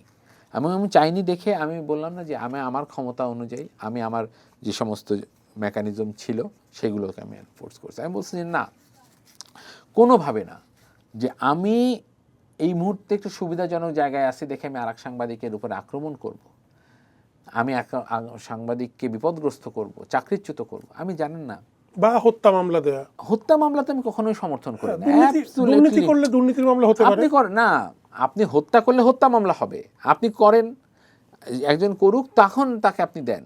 আপনার কথায় শুনিয়া সে কোথায় গিয়া সেদিন কোথায় ছিল তার ঠিক নাই, আপনি তারা আটকায় রেখে দিয়েছেন মাসের পর মাস। মানে হাস্যকর। এবং এটা কি করছেন? কারণ তারা তাদের রিপোর্টিংয়ে আপনার মন কখনো ক্ষুণ্ণ হয়েছিল, তাই আপনি প্রতিশোধ নিয়েছেন। রাষ্ট্র চালানো যখন আপনি আসেন, আপনি যদি প্রতিশোধ প্রণয়ন হন, তখন আপনাকে ওই ক্ষোভ, রাগ এসবের বশবর্তী হয়ে একটা কথা বলে আপনি আসেন না, সেটা আপনি তখন ব্রিজ করলেন। যে কাজটা শেখ হাসিনা করছে, যে সে তার ভিতরে তার ক্ষোভ, তার রাগ, এগুলো সে বিভিন্ন সময় জাহির করছে। এবং মানুষ তখন ক্ষুব্ধ হয়েছে যে না, আপনি এরকম করছেন কারণ আপনার কাছে সব আছে, আপনি এটা বাদ দিয়েও তো অন্য কিছুতে আপনি করতে পারেন। তা আপনি ডক্টর ইউনূস, ওই একই ডক্টর ইউনূস, তার পর্ষদের ভিতরে যারা বিভিন্ন সময় শেখ হাসিনা বা আওয়ামী লীগ দ্বারা ক্ষতিগ্রস্ত হয়েছিল, তার প্রতিশোধ তারা নেওয়ার চেষ্টা করছে। এটা কোনোভাবে প্রতিশোধ, মানে revenge can not be treated as justice. ওনারা জাস্টিসটাকে মনে করছেন যে রিভেঞ্জ দেওয়া। আমাদের দেশের মানুষের ভিতরে এই সাইকিটা আসলে ক্লিয়ার না। যেমন অনেকে মনে করে যে আমি ওরা জেলের ভাত খাওয়াই ছাড়বো, এইটাই যেন ওরা ন্যায় বিচার মনে করে। এটা ন্যায় বিচার না। ওনারা সেই জিনিসটা প্রমাণ করছে যে ন্যায় বিচার মানে সে জেলের ভাত খাওয়ায় ছাড়ো, হুইচ আই ডোন্ট বিলিভ। আমি মনে করি যে এই কাজটা উনি করেন নাই, তার সাথে নতুন করে অন্যায় করাটা রাষ্ট্রের ব্যবস্থাটা নষ্ট করে, এবং সেই কাজটা সাংবাদিকদের সাথে হয়েছে। এবং সাংবাদিকদের সাথে যদি আপনি সত্যিকার অর্থে তাদের সম্পদ নিয়ে, তারা দুর্নীতির সাথে তারা জড়িত, আপনি সেখানে বিচার করেন, বিচার করবেন না, বিচার করে বস্তার মতো করে ফেলে রাখছেন জেলে, বছরের পর বছর ধরে তারা পচতেছে, মাসের পর মাস ধরে তারা, এটা অন্যায়। এটা যখন আপনার সাথে হবে, ওই প্রেস সচিবের সাথে যেদিন হবে, আপনি কি মনে করেন কখনো শাহরিয়ার কবির ভেবেছিলেন যে তাকে এরকমভাবে জেলের দিন কাটাতে হবে? কখনো ভাবেননি। তাকে কিন্তু দিন কাটাতে হচ্ছে। এই যে প্রেস সচিবরা ক্ষমতায় থেকে এই কাজগুলোকে মদদ দিয়ে গেছেন এবং সেটাকে জাস্টিফাই করার জন্য কাজ করেছেন, তাদের যে কখনো এরকম হবে না, এই গ্যারান্টি কিন্তু নাই, কোনো গ্যারান্টি নেই। আই টেল ইউ, এই গ্যারান্টি নাই। সবসময় এমপ্যাথি দিয়ে এগুলো ভাবা উচিত যে আমি যদি এরকম সিচুয়েশনে পড়ি তাহলে কি হবে। এটা ঠিক না এবং খুবই অন্যায় হয়েছে। শুধু সেইটা না, এমনভাবে অপমান করা হয়েছে সাংবাদিকদেরকে যেটা আমি মনে করি সামাজিকভাবে যেটা করা, মানুষদেরকে লেলিয়ে দেওয়া, হ্যাঁ, তারপরে যে জুলাই অ্যালায়েন্স বা অনেক সংগঠনগুলো আছে যারা বেসিক্যালি তাদের উদ্দেশ্য সৎ থাকলেও তাদের কার্যক্রমের ভিতরে আমি সততার অনেক কিছু পাইনি। আমি খুব কষ্ট পেয়েছি এই কারণে যে দেখেন, সাংবাদিক হিসাবে আপনি যখন দায়িত্ব পালন করেছেন, আপনার আইডিওলজি, ধরেন 5ই আগস্টটা সফল হলো না, শেখ হাসিনা গেলেন না, সরকার ক্ষমতায় থাকলো, আপনি বলেন তখন যদি এই সরকারের বিরুদ্ধে ষড়যন্ত্র করার অভিযোগে প্রেস সচিবকে জেলখানায় বছরের পর বছর ফেলে রাখা হতো, আমি এটাকে মেনে নিতে পারতাম? তাহলে আপনি কেন এটা করছেন? আপনি ন্যায় বিচার করেন। এইটা নিয়ে আমার সাথে বেসিক্যালি সরকারের এক ধরনের দূরত্ব, মানে প্রচণ্ড, আমি এটা নিতে পারিনি। কারণ আমি তো ভবিষ্যৎকে ধারণা করে আমাকে আগাতে হবে, আমাকে আরও 20 বছর পর দেখতে হবে। তো সেই 20 বছর পরে আপনি কি করছেন? যারা সত্যিকার অর্থে সমাজে খারাপ কাজ করেছেন তাদেরকে আপনি এখন ভিকটিম বানিয়ে দিচ্ছেন, and which is not right. BNP প্রায় 2 মাস সরকার পরিচালনা করছে, কেমন চলছে সরকার? মানে এই 2 মাসের আপনার মূল্যায়নটা কি সাংবাদিক হিসেবে? দেখেন, বিএনপির ব্যাপারটা হচ্ছে কি, এখন আমি বললে বিএনপির লোকজন খেপে যাবে, ঠিক আছে? বিএনপিরা বলবে যে দেখছো ছেলেটারে চিনি, ছেলেটা এরকম সমালোচনা করা শুরু করে দিছে, 2 মাস যাইতে পারলো না। প্রথম কথা হচ্ছে যে সরকারকে বোঝার জন্য, গুছিয়ে ওঠার জন্য অন্তত 6 মাস সময় দেওয়া উচিত। 6 মাস, এটা হচ্ছে একটা ফেয়ার টাইম, যে হ্যাঁ আপনি 5 বছর থাকবেন, আপনাকে একটা নির্দিষ্ট টাইম দেবো। কারণ তার তো সব রন্ধে রন্ধে ইউনুস সেট আপ, জামাতি সেট আপ, হ্যাঁ, তারপরে হিজবুত সেট আপ, এগুলো আছে। তাহলে তাকে এটাকে ক্লিন আপ করে, ব্রাশ আপ করে একটা জায়গায় দাঁড়াতে হবে। আপনি তো বাসা পরিবর্তন করলেও অফিসে 3 দিন যান না, যে আচ্ছা ঠিক আছে, তখন তো আপনার কাজ হ্যাম্পার হয়, তাই না? তো আপনি বাসা বদল করছেন, বাসা বদল হয়েছে, নতুন একটা দায়িত্ব পাইছেন, এখনও অনেক মিনিস্টার তাদের নিজেদের বাসায় উঠতে পারে নাই, যতটুকু জানি। তো এইগুলো সেট আপ হওয়ার পরে সরকারকে একটা নির্দিষ্ট টাইম দেওয়া উচিত, যে হ্যাঁ, এবং সরকারের কিছু জায়গা, সেটা একটা নির্বাচনী এজেন্ডা দিচ্ছে, সেইটার পাশাপাশি আরও কিছু জিনিস প্রয়োজন আছে। যেমন ধরেন বাংলাদেশের মানুষের প্রেসিং নিডগুলো কী, হ্যাঁ, আপনি কি 3 মাস আগেও ভাবছেন যে তেলের জন্য আপনাকে এত সময় অপেক্ষা করতে হবে? কেউ ভাবেনি। সো এরকম অনেকগুলো ঘটনা, যেমন ডক্টর ইউনূস যখন আসছেন, আসার পরপরই বন্যা হলো, হ্যাঁ, আমরা কিন্তু অন্যরকম একটা মুডে ছিলাম, যে একটা ঠিক আছে, হঠাৎ করে একটা বন্যা এসে গেল, বন্যাতে অনেকের আবার পকেটও ভরছে, অনেকে এখান থেকে টাকা তুলে ওইখানে রাজনৈতিক দলের নিজেদের নামে বিতরণ করছে, সেগুলো আর এক হিসাব। তাহলে ওই সুযোগটা দিতে হবে, সরকারকে সময় দিতে হবে, সে যেন একটু গোছায় নেয়, নাম্বার 1। নাম্বার 2 হচ্ছে 2 মাসের ভেতরে তাকে নিয়ে আমার যেটা এক্সপেকটেশন ছিল, যে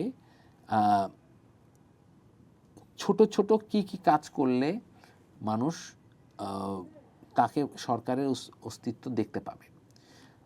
কিছু কিছু কাজ সরকার করেছে, যে খুবই গুরুত্বপূর্ণ যে কাজটা করেছে সেটা হচ্ছে এই যে সচিবালয় কেন্দ্রিক এক ধরনের ক্ষমতার বলয় হয়, মন্ত্রীরা ইচ্ছামতো যাতায়াত করে আসে, তারপরে সচিবদের স্যাররা কখন আসবেন তাদের ঠিক থাকে না, এই জায়গা থেকে একটা নিয়মবর্তিতা এসেছে। এটা আমার কাছে খুব ভালো লেগেছে এই কারণে, যে সচিবালয় যদি সত্যিকার অর্থে পাওয়ার সেন্টার হয়, সেই পাওয়ার সেন্টারে যখন এরকমভাবে মানুষ আসবে এবং মানুষের যখন সুবিধা প্রাপ্তি হবে এবং সত্যিকার অর্থে যখন ফাইলগুলো নড়তে শুরু করবে, এটা একটা সিগনিফিক্যান্ট চেঞ্জ হবে। কেন বলছি এটা? দেখেন, আমি একবার একটা পলিটিক্যাল ইন্টারভিউ, মানে রিসার্চের জন্য ইন্টারভিউ করতে গেলাম এক পলিটিশিয়ানকে, তো আমি নামটা বলি, আসলামুল হক। সে আমাকে বলতেছে যে ভাই, আমি মারা গেছেন, তো উনি বলতেছে যে ভাই, আমি তো এমপি মানুষ, গেছি সচিব স্যারদের কাছে, সো ওনারা তো স্যারটার বলে অস্থির, হ্যাঁ, মানে জয়েন্ট সেক্রেটারি, ডিএস, এনারা খুবই স্যারটার বলে, কিন্তু আমার ফাইল নড়ে না। পরে একটা সময় আমি বুঝতে পারলাম যে এরা সালাম দিবে, চা খাওয়াবে, কিন্তু ফাইল আর নড়বে না। আমি যেটা করলাম, কার কোন ঠাকুরের কোন ফুল দিলে খুশি হবে সেইটা করা শুরু করলাম, ফাইল আমার নড়ল। এই কারণে দেখেন মিরপুরে আমি এই রাস্তাগুলো করতে পারছি। আমাদের সচিবালয়টা এই যে প্রশাসনের একটা বড় জায়গা, সচিবালয়, এই সচিবালয়ে যারা আমাদের মধ্যবিত্ত পরিবার থেকে উঠে আসা কৃষক, শ্রমিক, মজুরের সন্তানরা একসময় বিশ্ববিদ্যালয়ে সরকারি খরচে সাবসিডাইজ রেটে পড়ে এসে সরকারের চাকুরে হয়, তারা এক একজন জমিদারি প্রথা চালু করে। তাদের ভিতরে অসম্ভব রকম রাষ্ট্র ক্ষমতা ব্যবহার করে রাষ্ট্রকে পুঁজি করে শোষণের এক ধরনের টেস্ট বার তৈরি হয়। এই টেস্ট বারটা কোনো রাষ্ট্র ব্যবস্থা ভাঙতে পারেনি। এটা ভাঙাও সম্ভব না, কিন্তু এটা ম্যানেজ করা সম্ভব। সেই ম্যানেজ করাটা কীভাবে, যে ভাই লেটস ওয়ার্ক টুগেদার। তো আমার কাছে মনে হচ্ছে যে উনি যখন সচিবালয়ে গেছেন, এখন ছবিও দেখেছি আমার দেখার মানে সচক্ষে দেখার সময় ছবিও দেখা যাচ্ছে যে উনি বিভিন্ন রুমে রুমে হঠাৎ করে সারপ্রাইজ ভিজিট দিচ্ছেন, তখন সচিবরা বুঝবেন না আমার টাকাটাকে হালাল করতে হবে। এবং হালাল করতে গিয়ে যেটা সুবিধা, আপনি যখন হালাল টাকা খাবেন আপনার সন্তানকেও বলবেন যে বাবা তুই হালালভাবে চল। তা না হলে আপনি লাখ কোটি টাকা আপনি ঘুষ খাবেন, আপনার সন্তানকে আপনি আমেরিকাতে পড়াবেন, এইখানকার নিয়ে আপনি কোনো কিছু ভাববেন না। এখানে ছাগলকাণ্ড ঘটবে, তখন ছাগলকাণ্ড ঘটবে, তখন মতিউরের মতো একটা ক্যারেক্টার বের হবে। কারণ তারা দেশ গঠনের যে কাজটা তারা করতে ব্যর্থ হয়, তখন তারা এরকম বিভিন্ন জায়গায় এক একটা সিন্ডিকেট গড়ে তোলে। এবং এইটা আমাদের ঠিক রাখা দরকার যে আমার দেশের, আমি কিন্তু সত্যিকার অর্থে খুশি যখন আমি দেখি যে বাংলাদেশে ওই ব্যক্তিটা তার সন্তানকে পড়ায় করে আবার দেশে এসে তার হাল ধরার জন্য বলে। এবং দেখবেন যে রাজনীতিবিদদেরকে আমরা এত গালাগালি করি, তারা তাদের নেতা মানে যত যাই করুক, তারা চায় যে তাদের সন্তান আবার দেশে এসে তাদের বিজনেসের হাল ধরুক বা রাজনীতিটা করুক, শ্রমটা দিক। এবং আপনি আমাদের পার্শ্ববর্তী ভারতের আসামে তরুণ গগৈ ছিল, তার ছেলে বাইরে পড়াশোনা করছে, উচ্চশিক্ষিত, এসে বলছে যে আগে যা সব জায়গায় শেখ, পলিটিক্সটা শেখ, তারপরে এসে পলিটিক্সটা কর। নার্সিং হয়েছে, আবার পলিটিক্স করছে, এখন সে ওইখানে কংগ্রেসের গুরুত্বপূর্ণ দায়িত্বে আছে। তো এই যে মানে পলিটিক্স করার জন্য তার তো আপনার ওরিয়েন্টেশনের প্রয়োজন হয়, কিন্তু এই যে সচিব, আমলাদের সন্তান, বড় বড় জেনারেলদের সন্তান, কয়জন এসে এই হালটা ধরবে? আপনি যে এত সুন্দর করে এটা করে যাইতেছেন, আপনি যে এত লাক্সারি, আপনার ওইখানে লাইট জ্বালানোর লোক থাকবে তো, কিন্তু যদি আপনি সুন্দর করে রেখে যেতেন, এই দেশটাকে নিয়ে একটু ভাবতেন, তাহলে that could be different. Tarique Rahman যখন এখানে আসছেন এবং এই যে সচিবালয় যাওয়া শুরু করছেন, আমার কাছে কিন্তু এই জায়গাটাতে কিছু হলেও একটা আশা জায়গা নিয়ে মনে হয়েছে। কিন্তু এখানে প্রবলেমটা কোথায়? প্রবলেম হচ্ছে যে ওনার সরকারের সবচেয়ে বড় সংকট দেখা দিচ্ছে, ওনার সরকারটা এখন পর্যন্ত পলিটিক্যাল সরকারের কথা বলে তারা খুব স্লো প্যাচ। ঠিক আছে, মানুষ ওই দেখেন না, র্যাবের খুব জনপ্রিয়তা ছিল না, র্যাবের কাজ ফল্টি ছিল, তারা মানুষ মারছে, ক্রসফায়ার করছে, গুম করছে, দ্যাট ওয়াজ আনডাউটেডলি খারাপ। কিন্তু মানুষ না ফোন করে একটা ইমিডিয়েট রেসপন্স পাইতো, এটাতে তারা খুব খুশি হইতো। ডক্টর মোহাম্মদ ইউনূস সরকারের যে পিআর উইং ছিল, অর্থাৎ শফিকুল আলমের নেতৃত্বে যেটা ছিল, সেইটার একটা দিক ভালো ছিল, সেটা হচ্ছে যে কোনো ঘটনা ঘটলে তারা একটা স্টেটমেন্ট দিত। যদিও মানুষ বলতো যে স্টেটমেন্ট নির্ভর একটা সরকার, কিন্তু একটা স্টেটমেন্ট সে দিত। তাতে আপনি শিক্ষিত জনগোষ্ঠী আপনি খুশি হইতেন। যারা ধরেন ওই শিক্ষিত জনগোষ্ঠী না, যে বলতেছে যে পিটায় আমি এটা কাজ ঠিক করব, সে হয়তো মাফ করতো, কিন্তু এটা হইতো। এই সরকারের ভিতরে, এই জিনিসটার ভিতরে আমি খুবই একটা বিশাল পিআরওর সেট আপ আছে, প্রচুর পিআরও আছে, তাদের ভিতরে ওরকম প্রোঅ্যাক্টিভ কোনো রোল দেখি না। সরকারের ইনফরমেশন মেকানিজমটা যে আদেও ফাংশনাল কিনা সেটা চোখে পড়ে না। সরকারের অনেক কাজগুলোকে মনে হয় যে সুপারফিশিয়াল, অনেক কাজগুলোকে মনে হয় যে তারা মানে যে করছেন সেই কাজটা তাকেই হাইলাইট করা লাগতেছে, এবং এই কারণে কমিউনিকেশনের একটা হিউজ গ্যাপ হচ্ছে। এই কারণে সরকারের কিন্তু অনেক বিষয়ে ভাবমূর্তি, পাশাপাশি তারা যে কাজগুলো করে কিছুটা আগাচ্ছে, সেই বানরের বাসবে ওঠার মতো 5 ফিট উপরে উঠতেছে, আবার 3 ফিট নিচে চলে আসতেছে।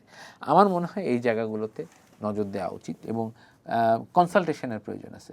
যে কোনো সমাজে আপনার যতক্ষণ ডায়ালগ থাকবে, আপনি মনে করবেন ওই সমাজে ভায়োলেন্স কমে যাবে। যখন এটা মনোলগ হয়, শেখ হাসিনার আমলে শুধু মনোলগ চলতো, ডায়ালগ ছিল না, আপনার কথা শুনতো না, একতরফাভাবে বলে যেত। তো ওই জিনিসটা কমাতে হবে, ওই জিনিসটা কমায় মনোলগ করতে হবে, মানে ডায়ালগ করতে হবে মনোলগের বদলে, যে আপনারা কি বলছেন, আপনাদের কথাটা শুনি, আমি মনে করি যে আপনাদের এই জায়গাগুলো সব ঠিক আছে, কিন্তু এই জায়গাগুলো আমাদের priority, can you do this for us. এইভাবে যদি সরকার একটু আগায় নিতে পারে, বাংলাদেশের মানুষের শরীরে না অনেক বেশি কিছু চায় না, বেসিক নিডগুলো যদি তার পূর্ণ হয়, দে আর হ্যাপি এনাফ। আপনি আমি কেউ স্বপ্ন দেখি না যে আমরা একটা লিমুজিন কিনবো, মার্সিডিজ চড়বো। এটা যারা আছে, লুটেরা আছে বা যারা বিদেশে থেকে সংসার মানে প্রচুর টাকা ইনকাম করছে, তাদের জন্য এটা আমরা স্বস্তিতে গণপরিবহনে চড়তে চাই, স্বস্তিতে। এবং আপনি দেখবেন যে বাংলাদেশের মানুষজন অসম্ভব খুশি হয় যখন তারা মেট্রো রেলে চড়ে। কারণ আমি এরকমও পাইছি, এডিশনাল সেক্রেটারি সে বলতেছে, ভাই আমার গাড়িতে আসতে লাগে 2 ঘন্টা, আমি এইখানে মিরপুর ডিএইচএসে থাকি, আমি উঠে যাই, এইখানে এসে নামি, আমি সুন্দর মতো অফিসে ঢুকে যাই, আমার কোনো ঝামেলা নাই।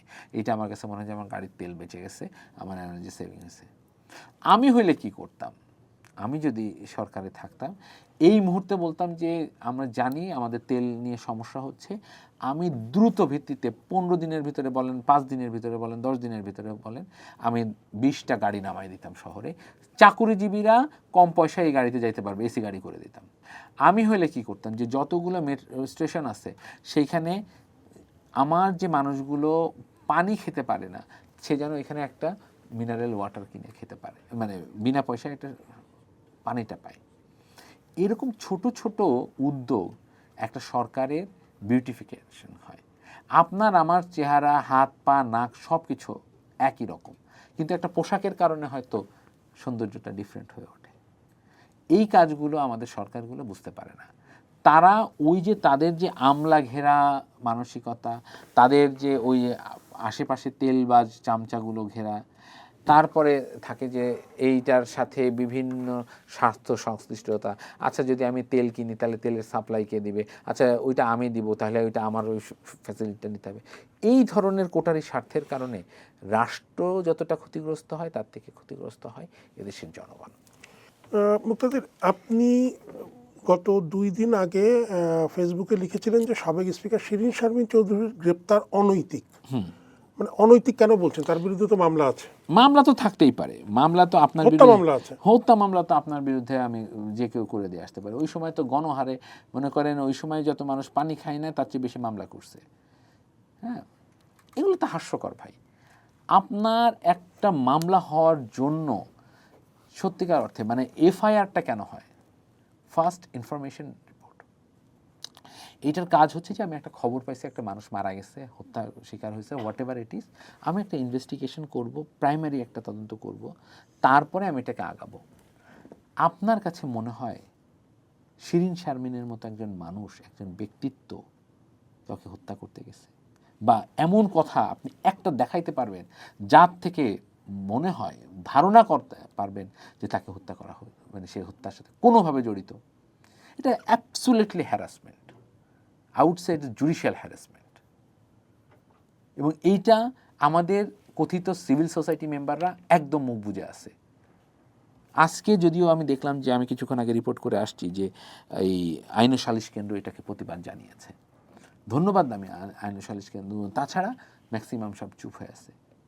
আপনি দেখেন শিরীন শারমিনের মতো মানুষ যদি আজকে এরকম শিকার হয়, এরকম পরিস্থিতির শিকার হয়, ভবিষ্যতে কোনো মেধাবী মানুষ রাজনীতিতে আসবে?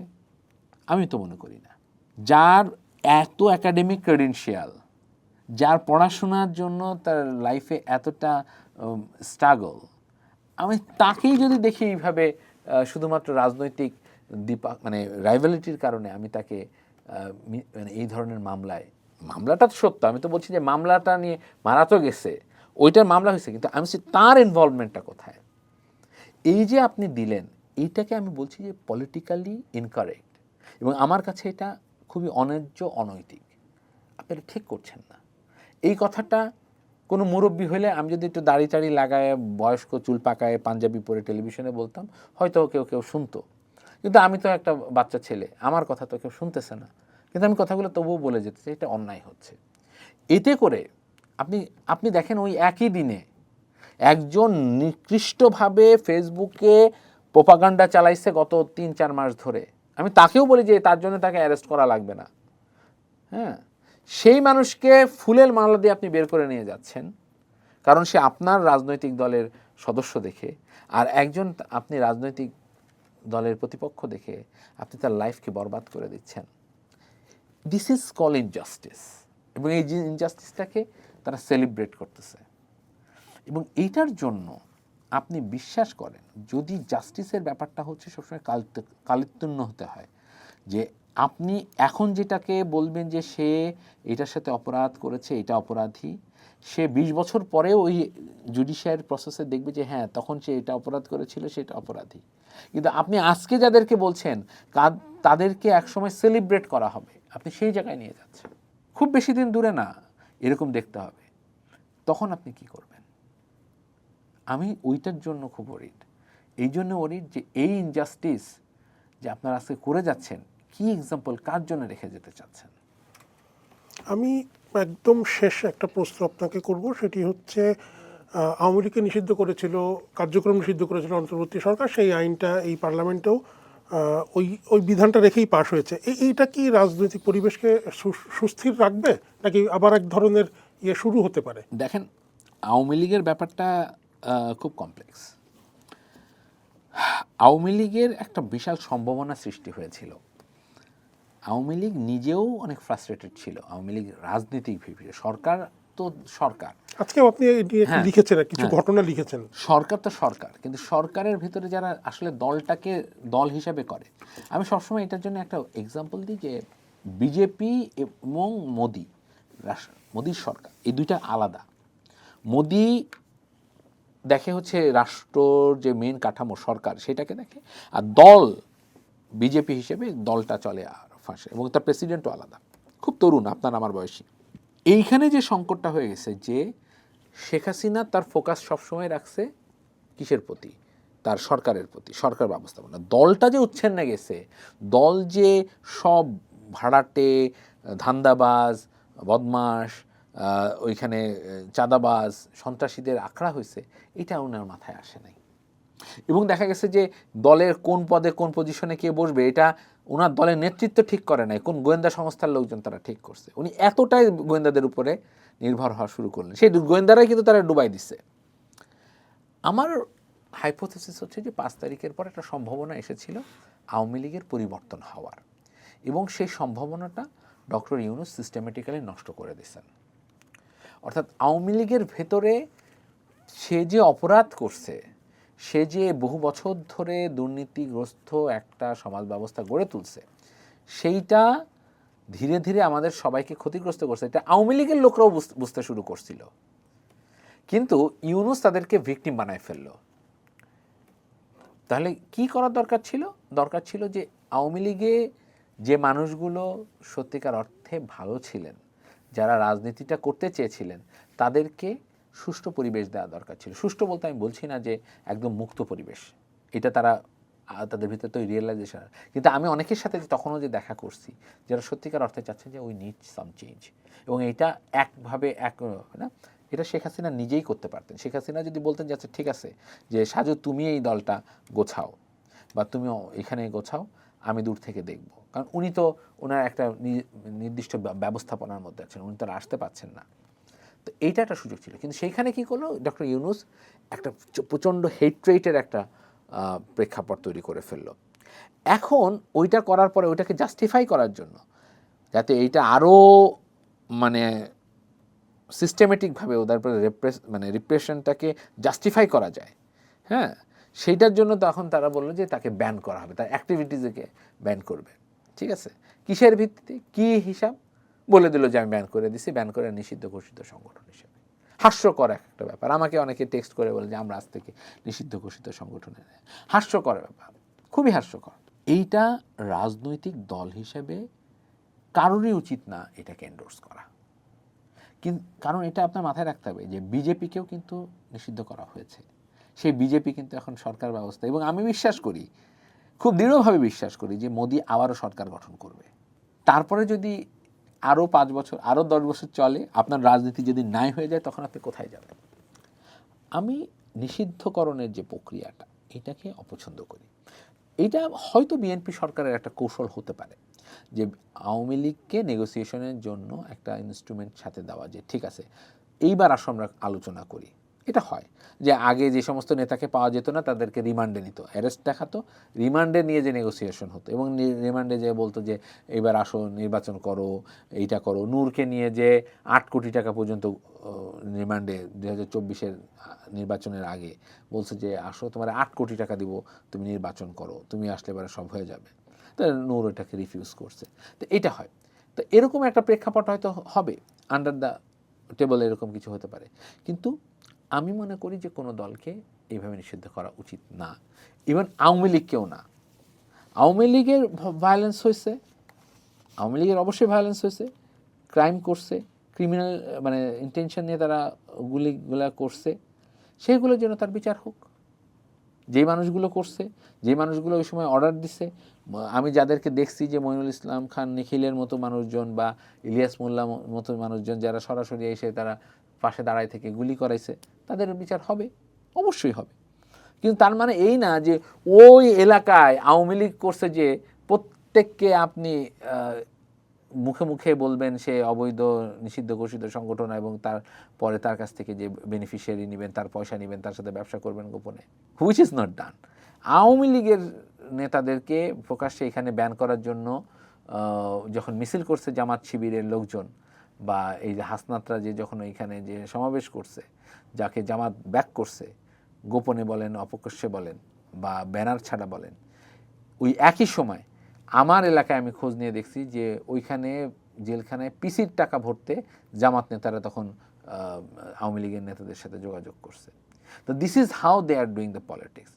এতে হয় কি, এতে কোনো আওয়ামী লীগের যে জিনিসটা ভুল হয়েছে, আওয়ামী লীগের যে সেকুলার পলিটিক্সের আইডিয়া, এইটা মার্কেট আউট হয়ে গেছে।